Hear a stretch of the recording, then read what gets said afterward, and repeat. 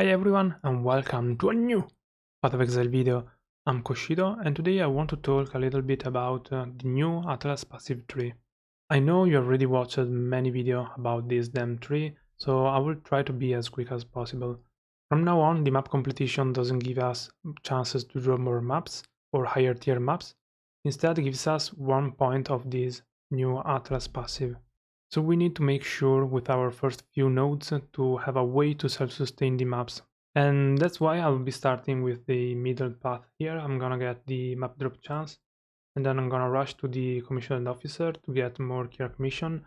I'm going through this path here to have more chance to drop care commission and scouting reports. As soon as I get this one, I'm gonna go for the shipping of the mountains and the skies. After that, I'm going for shipping the valleys. So this gives us chance to get higher tier maps and also give us bonus quantity, rarity and pack size if we use Fortune's the Brave. I'm taking this because before going further into maps, I'm gonna do some heist. I'm gonna farm some currency in heist to kickstart my build and also to have some currency to actually run the Favors the Brave. If you want, instead of shipping the valleys, you can take shipping the seas. Right now we spent 28 points, that means 28 maps completed, and now we should be stepping into yellow tier maps. That means it's time to start thinking at some league mechanics to start making currency. Okay, from now on you should be thinking what I enjoy running on Path of Exile, because with this new tree, everything you take is applied to every map you're running. So if you really enjoy doing Metamorph, for example, you should invest in Metamorph. In my opinion, the best strategies is the one you enjoy running for a long time, so you can't really go wrong. And now I'm gonna show you what I will be doing after the first 30 nodes. I'm gonna take, of course, this essence. I'm gonna be playing the skeleton mage build, so I will need essence of fear to craft my gear, and I will try to find it by farming essences. So I'm gonna take these. I'm gonna take these nodes here for rare monster. I think they are very strong. So since I'm taking the Fortune of the Brave node, I will be using Fortune of the Brave on the map device. I'm also taking this one because synergize with the pack size from here. And I do also enjoy doing Abyss. I'm also taking this node here. And if I'm not running Fortune of the Brave, I will be running Abyss on the map device.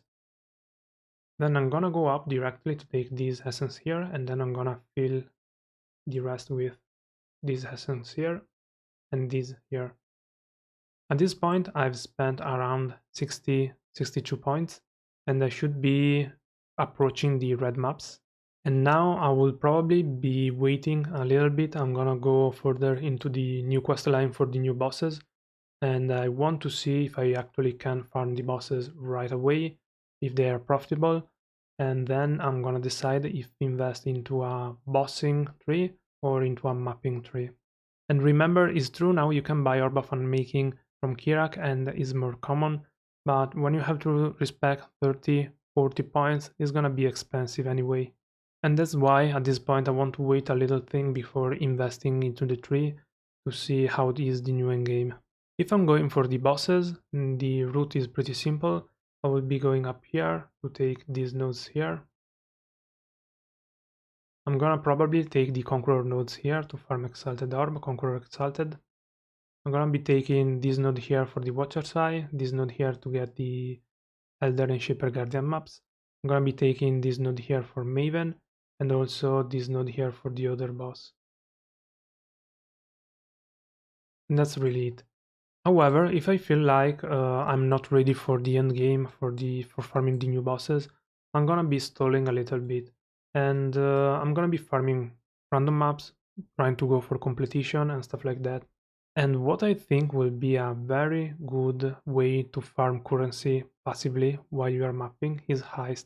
I think this league will be very nice because the passive tree applies to every map. The idea is to take all the heist nodes so we can get more chance to get the smuggler cash. When we get the smuggler cash, we are gonna find more blueprints, which sells for 30-40 cows. If they are fully revealed, we can sell them for exalted orbs. And this new node here that will grant us a lot of rogue markers.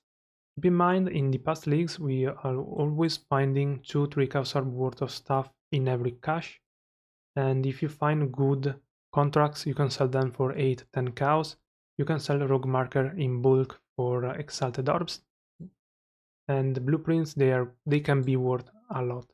This will not make you rich, but is a good way, I think, to gather some more currency while you are completing your atlas and while you are gathering atlas points. The other way, and the one that most of the content creators are pushing, is to use Harbinger nodes. Harbinger can be good, but I think this league will be super popular in the beginning, the Harbinger nodes, so everyone will be farming those. Also keep in mind the Harbinger boss can be scary in a red map. If your build struggles to do red maps and you find a Harbinger boss in a closed environment, you may be in trouble. But at the end, it comes down to this node right here. Currency shards dropped by Harbingers in area can drop as a currency item instead. We don't know how much is that drop chance. If it's high, Harbingers can be very strong. Anyway, this is what I'm planning to do. Right now, we spent around 80 points, so we still have 20 points left from the Atlas competition, and we are in a red map zone. After I'm done with the Atlas competition and I'm start looking for farming strategies, there is one I want to try and I want to share it with you. Blight has always been very profitable in the beginning of the league. Also, I never went for Blight farming strategies in the beginning of the league, so I want to try this time. Let's build the tree together so I can show you also how easy it is to build your own farming strategy. So we are looking for Blight. Here are some nodes, so we can start here. For now, we are going to skip bestiary. We are going to take all those nodes here. Then the next step is up here, so we can move up here. We are taking those pathing nodes. We can take Blight here. After, there is some Blight up here, so let's move on.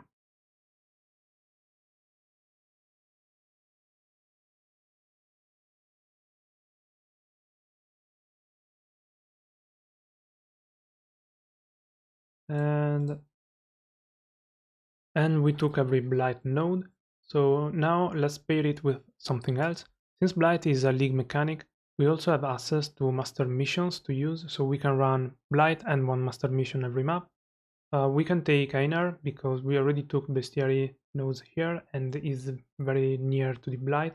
So bestiary. Here there are some bestiary nodes, so we can do this and remove this one. We can take these nodes here, we don't really need this one. Moving on, we have bestiary here. Let's say we want to farm the deep. And we also have bestiary here. Okay, and we took Blight and bestiary as mechanics. We spent around 60 points and we have 40 points left from the maps. We can take another league mechanic, so let's see what is near. We have Rogue Exiles. We have Ritual here, Beyond, Incursion, some Delirium, Beyond again, Ritual, Torment. This is a matter of taste. I will go with Ritual. So Ritual, for example, let me take all the nodes here. Let me take nodes here.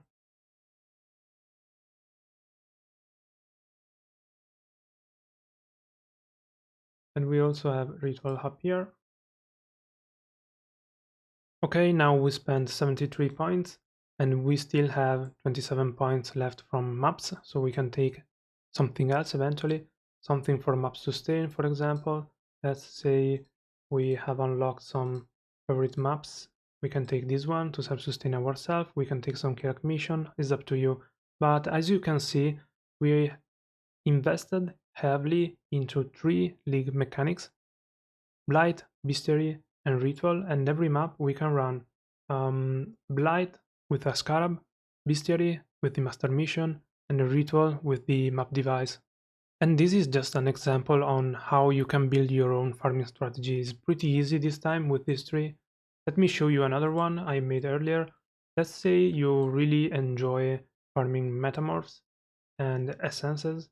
So I took every essence node right here, here, and here. I took all the metamorphs nodes here, here. I took also the maps here for self-sustain, but at this point you should be having already enough maps. Also, Master Mission, I'm gonna pair with Bestiary again because Einar is the best boy.